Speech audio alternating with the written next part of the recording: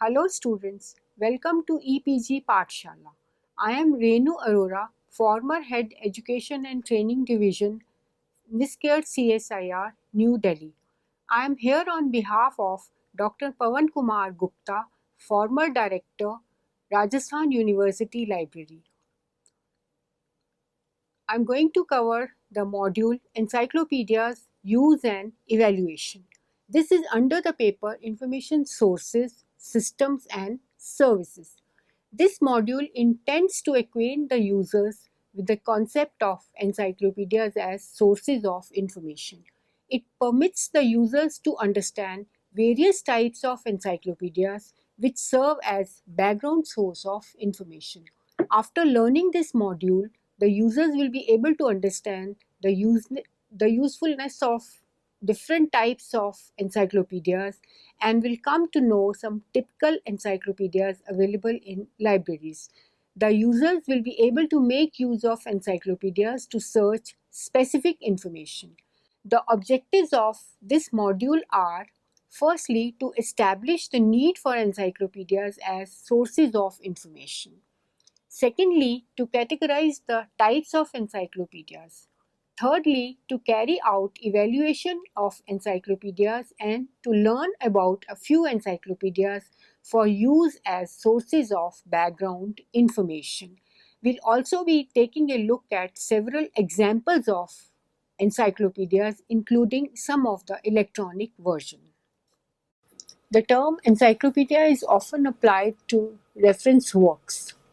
Encyclopedias are publications which are having articles on one or all branches of knowledge. These are mostly arranged in an alphabetical order. These are often profusely illustrated and have a detailed bibliography to make it authentic and to afford further reading by the users. Encyclopedias have a good index and many cross-references to help the users to have a better and easy access to complete information available in the encyclopedias. Encyclopedias are also termed as cyclopedias, which is often restricted in user to smaller encyclopedias, limited in scope to a single branch of information or a relatively similar smaller subject area. Encyclopedias are extremely valuable in making available factual, general, and background information on a variety of subjects to the users and hence suitable for solving regular inquiries on the reference desk. To find this type of information, people visit libraries or nowadays approach internet resources, e-encyclopedias, etc. Encyclopedias are of many types. Generally, the encyclopedias are grouped into two broad categories: the general encyclopedias and the subject encyclopedias. The encyclopedias may also be grouped by the size or number of volumes, that is, a single volumed encyclopedia or multi-volumed encyclopedias. The encyclopedias are also divided by the user group for whom these are intended. For example, there are children encyclopedias, junior encyclopedias, and adult encyclopedias. The encyclopedias may also be grouped by the area covered, that is, universal encyclopedia or regional encyclopedia or national encyclopedia. Or encyclopedias are grouped as part of use of language as a characteristic, that is, English encyclopedia or German encyclopedia or French encyclopedia. General encyclopedia. As we have already stated, there are two categories of encyclopedias, general and subject encyclopedia. Let's now discuss the general encyclopedia. These are meant for all types of users interested in general information about any branch of knowledge.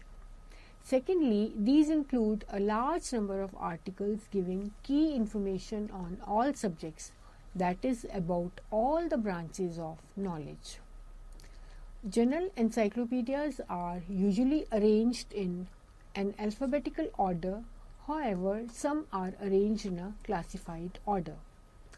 As the name suggests, general encyclopedias are intended for the general readers. As the knowledge grows and keeps changing, the encyclopedias bring out rather occasionally revised editions, the reason being the heavy cost and time required to do such an extensive work. So most of the general encyclopedias are bringing out their revision on a regular basis. Many of the general encyclopedias, in place of issuing new and revised editions, therefore bring out supplements or annuals or yearbooks to keep them up to date. Most of the general encyclopedias are multi-volumed sets. Let's now take an example of a general encyclopedia. It's one of the most famous encyclopedias and it's seen on almost all the major libraries of the world. This is the New Encyclopaedia Britannica. The New Encyclopaedia Britannica, the 15th edition of the same, which is published from Chicago, and it is available in 30 volumes. It has been extremely popular encyclopedia with a long history. Its first edition was published in 1768 to 1771 in 3 volumes. The 15th edition of Encyclopaedia Britannica was published with a modified title as the New Encyclopaedia Britannica. This consists of 30 volumes organized in 3 parts. Later on, it added 2 more volumes to provide traditional index also.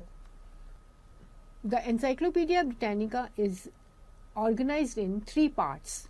First one is Propoedia, which has 1 volume. Second one is Micropaedia. This has 12 volumes. The third one is Macropaedia, which has 17 volumes, and lastly the index. This has 2 volumes. Examples of general encyclopedias. First one is Encyclopaedia Britannica. Encyclopaedia Britannica has large presence in libraries and information centers. It has been extremely popular encyclopedia with a long history. The latest edition consists of 30 volumes organized in 3 parts. Part 1 is named as Propoedia. It consists of 1 volume. Part 2, named as Micropaedia, consists of 10 volumes. Part 3, named as Macropaedia, consists of 19 volumes. This edition was offered a new approach to learn a subject, as the Propoedia acts as a guide to the encyclopedia and gives an outline of complete knowledge and can be considered as a mapping of knowledge presented in the Macropaedia.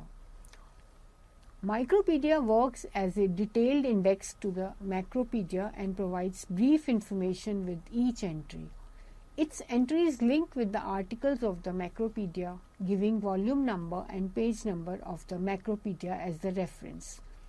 Micropaedia entries include a large number of cross-references, which enhance its value as an index to the Macropaedia. The Micropaedia is helpful as a source for quick access to brief information on any aspect of knowledge.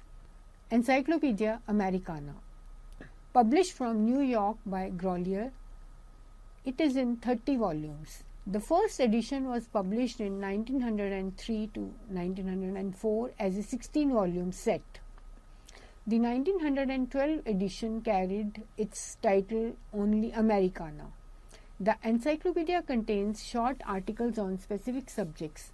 The encyclopedia's main strength is American towns and cities with abundance of biographical sketches.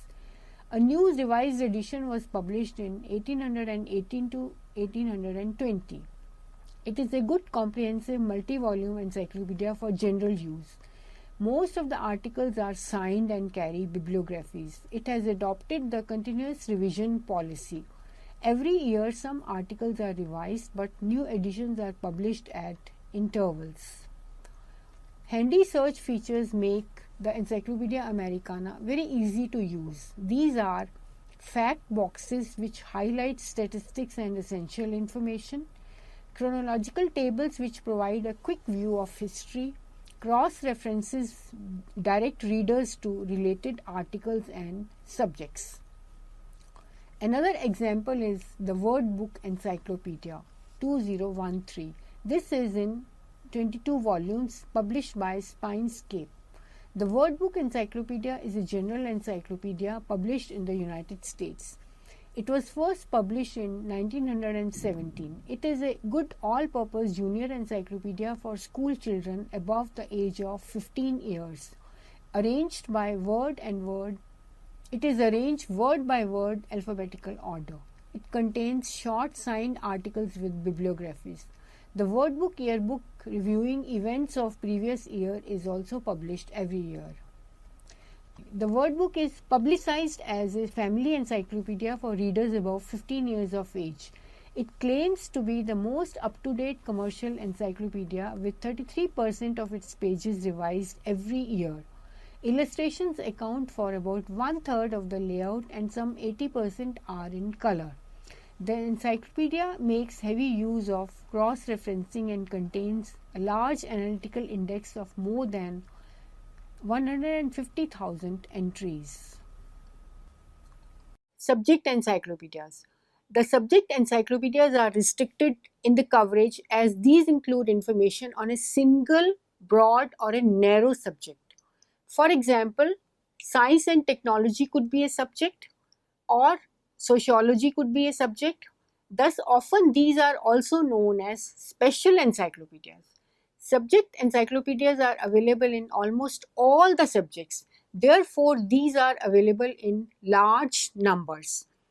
Like the general encyclopedias, these are also arranged alphabetically or by the subject. A very famous example of the subject encyclopedia is the McGraw-Hill Encyclopedia of Science and Technology. This encyclopedia is covering the various branches of science and technology, and it is available in many volumes. Subject encyclopedias are also available for junior readers as well. For example, there is an encyclopedia which is for students or younger children covering the area of science and technology. Besides that, we have an encyclopedia in sociology. Then other branches of sociology, etc., also have plenty of subject encyclopedias.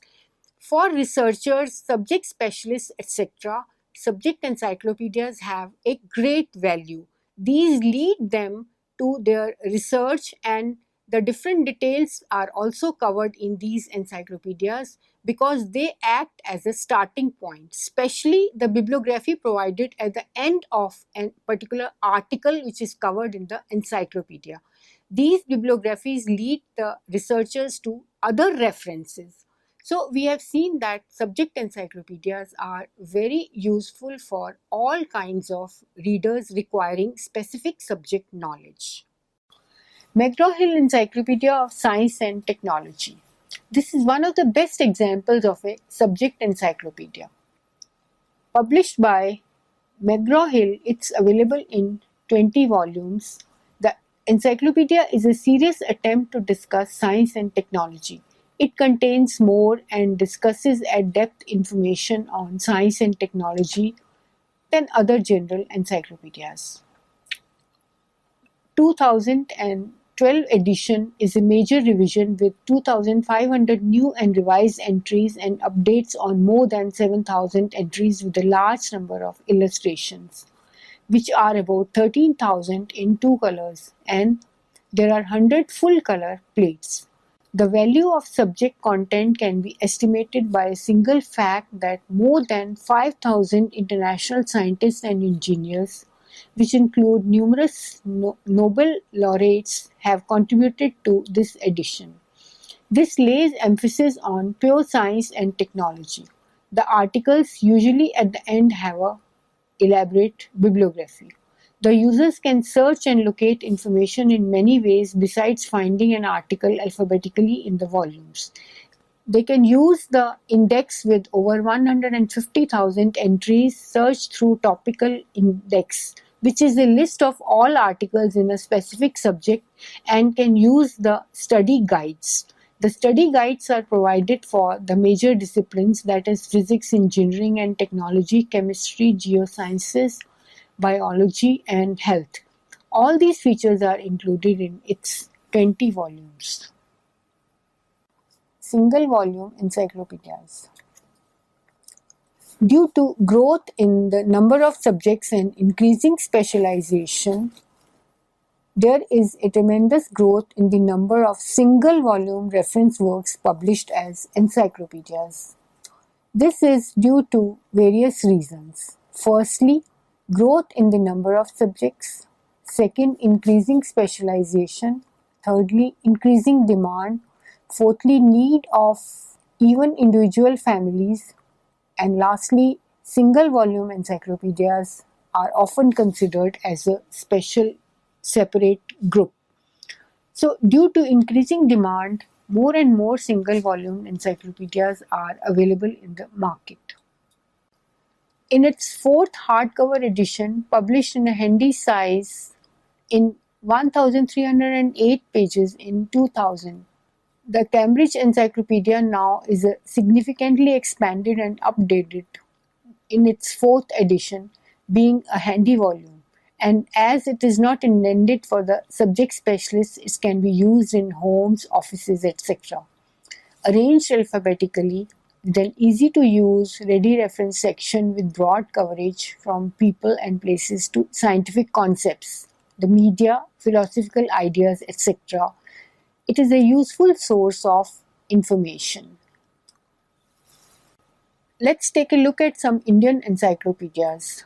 There has been effort in India to produce encyclopedias in different Indian languages. Some examples are in 1846 to 1851, Vidya-kalpanatam Artha Midbha Vidyaslika Rekna Encyclopedia in Bengali by Krishna Mohan Banerjee was published. It was published in 13 volumes. There was Encyclopedia of India and of Eastern and Southern Asia by Edward Balfour. It was printed in 1857. Janakara Yani, a Gujarati encyclopedia, published in 1918 in 9 volumes.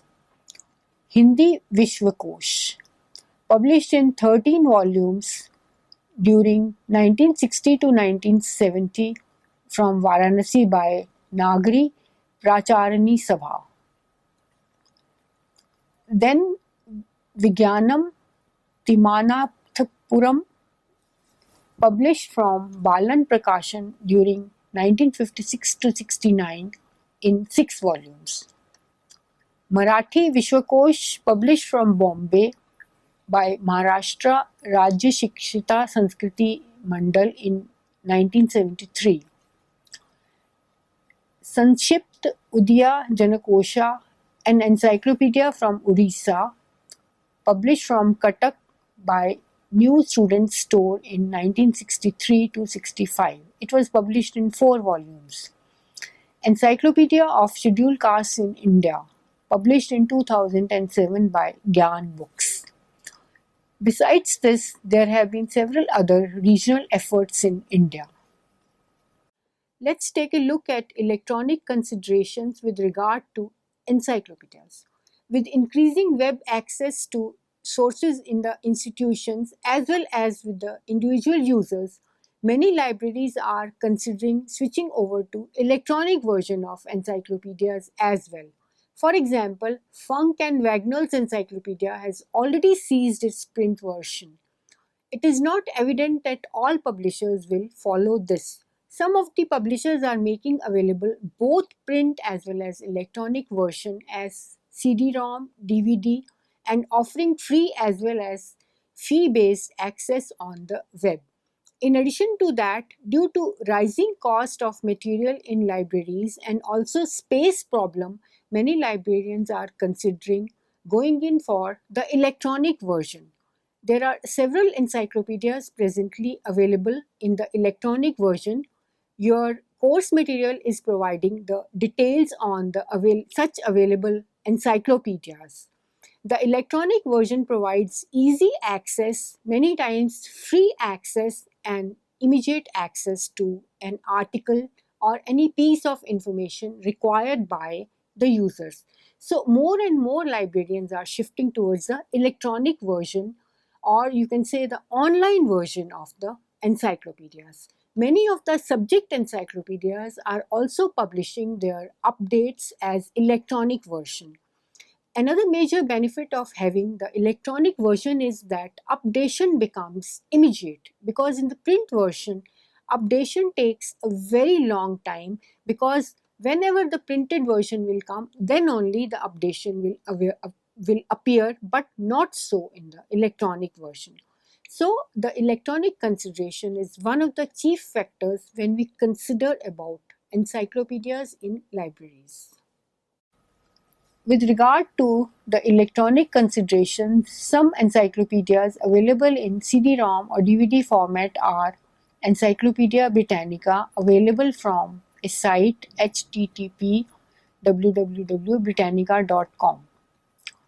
There is the Kirk-Othmer Encyclopedia of Chemical Technology from the site http jwsedck.interscience.wiley.com. Thirdly, Blackwell Encyclopedia of Sociology. This is available online, free access, and updated 3 times a year. It is available from the site http www.sociologyencyclopedia.com/public.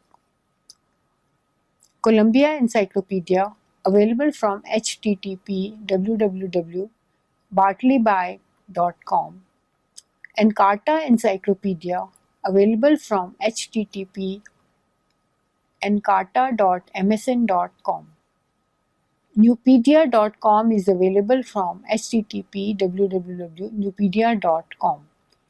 In addition to this, Encyclopedia Americana, Crompton's Interactive Encyclopedia, Grolier Multimedia Encyclopedia, Microsoft Encarta are also available in CD-ROM version. WordBook Millennium also has WordBook discoveries in DVD. There are many more general as well as specific subject encyclopedias in more than one version, which are available in electronic version. Encyclopedias have online access, and electronic versions are very cost effective for libraries in the last few decades. And most of the publishers are now offering free online access to encyclopedias. This enables them to save the funds and gainfully employ use of acquiring other sources of information. Although electronic encyclopedias with web-based access are becoming common and cost-effective too, cost alone should not be the reason to switch over to the electronic access to encyclopedias in the libraries. Other considerations like availability of space, category of users, number of clients to be served, institutional policy of preservation, and overall policy of the library to acquire electronic resources should be considered before opting for electronic version of encyclopedias. Uses of encyclopedias. International library experts and professionals specializing in the reference services have emphasized the value of encyclopedias as sources of information. Statements of Dennis J. Grogan from his book Encyclopaedias, Yearbooks, Dictionaries, and Statistical Sources states that often, justifiably so, the source of first resort, the encyclopedia, is perhaps the best known category of reference book, and it is all too easy to underestimate them. On the other hand, William A. Katz has termed the encyclopedia as the most useful single source of information. R.L. Collinson has marked the value of encyclopedia by saying that it is the basis of any inquiry work. Similarly, E.P. Sheehy has viewed encyclopedia as the backbone of much of the reference work in any library. Let's now take a look at use of encyclopedias. In fact, for all categories of library users, encyclopedias have several uses. Some of the uses are, firstly, the encyclopedias are first approach for simple fact finding, but these are very useful in many other ways. Some of the uses of encyclopedia are given below. Firstly, There may be a lot of information on a given subject topic available in the library. It's not possible for a user to look at all the documents, but encyclopedias offer a very good solution. They give concise, digested, and in some cases, simplified account on a topic. Often, what users need is a brief, concise, and digested write up on the subject and not a detailed account as is given in books or monographs. There may be many areas in which library may not hold monographs or books due to a variety of reasons. The encyclopedia is here to help and provide information. Sometimes users may seek information on topics which are limited in scope and are on very specialized areas. And libraries may not have much on the particular topic in their collections. So the way out is encyclopedias, as encyclopedias help us with information in such cases. In such cases, material finding approach is satisfied by the encyclopedias. In many areas which are current, there may not be much information, but there may be a few books in these areas. So encyclopedias, along with their supplements, annuals, yearbooks, are a rich source of information in these areas as well. Journal encyclopedias can serve as a gateway to understand the most profound and intricate knowledge human beings have yet to produce. As Grogan has rightly pointed out, New Britannica availed the services of 4,300 scholars, including Nobel laureates Milton Friedman and Linus Pauling, etc., in preparing the set of the encyclopedias. In addition to that, there are several other uses of encyclopedias. For example, if too detailed information on a topic is required, that too is available from encyclopedias. The only thing is that we have to go to a specialized or a very big or a prominent encyclopedia. For example, Word Book. That is one of the best sources for providing information on any country or any available topic in the world. Uses of encyclopedias. Besides the uses of encyclopedias already elaborated, there are many further uses of encyclopedias. These are bibliographies provided at the end of an encyclopedic article lead to documents that are useful for further study on the topic. Encyclopedias act as a subject index to knowledge. The indexes of the encyclopedias are quite detailed.